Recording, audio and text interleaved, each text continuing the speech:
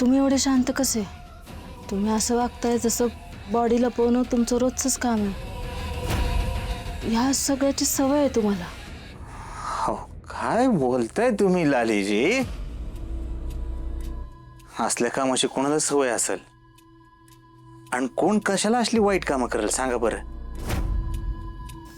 हा, तुम्हाला माहिती ना माझं मन किती हळवं आहे ते. मला तर ह्या गोष्टीचं टेन्शन येतं. ते जामकर साहेबांना कसं वाटत असेल? त्यांना तर माहित बी नाही त्यांच्या बहिणीचं काय झालंय ते. मला असं वाटतं की माझ्यासारखं हळवं मन देवानं कोणालाच देऊ नये. एवढं तुमचं मन हळवं आहे, मग तरी तुम्हाला भीती कशी नाही वाटली? अहो, भीती कशी वाटत नाही म्हणजे? भीती वाटते की हो, मला बी भीती वाटते. पण माझ्या चेहऱ्यावर जर का तसं दिसलं तर घरच्यांना संशय नाही का यायचा? बरं घरच्यांचं सोडा, जामकर साहेबांना संशय आला तर मला किती त्रास देतील ते. खरं आहे तुमचं. पण अरे आता यांची बॉडी कुठे लपवली तुम्ही? हां, त्यांची डेड बॉडी लपवली. योग्य वेळ आली की तशी लावतो विल्हेवाट. अहो, मला ना भीती वाटते. बॉडीची नीट विल्हेवाट नाही लागली आणि तुम्ही सापडलात तर? एवढी भीती वाटते तुम्हाला? तुम्ही एक काम करा मग, सरळ गावच्या वेशीवर जा आणि तिथं सगळ्या गावाला ओरडून सांगा की आमच्या नवऱ्याने काय केलंय. त्यापेक्षा एक काम करा ना, जामकर साहेबाकडे जाऊन त्याला खरं काय ते सांगून टाका. काय बोलताय तुम्ही? काय बोलू मी?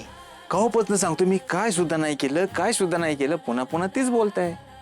आता बस, हा विषय परत नका काढू. या सगळ्यात तुमचाच हात आहे असं काय वाटतंय मला.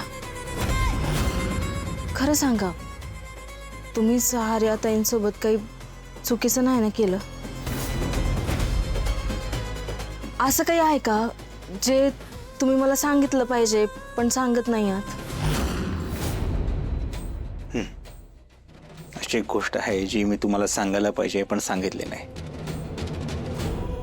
आर्या मॅडमचं माझ्यावर लय प्रेम होतं.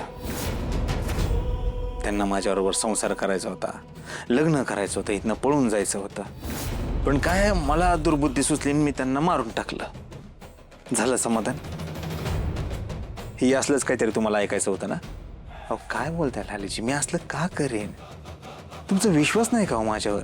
हे बघा हो लालीजी, स्वतःचे तर्क वितर्क लावणं बंद करा आता. आपल्या दोघांमध्ये तिसऱ्या कोणाचाच विषय नको.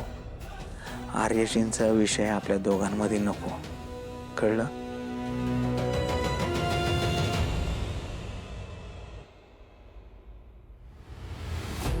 आधीच त्या बाईच्या नादी लागला नसतात तर एवढं सगळं घडलंच नसतं. सगळं चांगलं चाललेलं असताना नवऱ्यांना शेण खायची दुर्बुद्धी कुठून सुचते कुणास ठाऊक.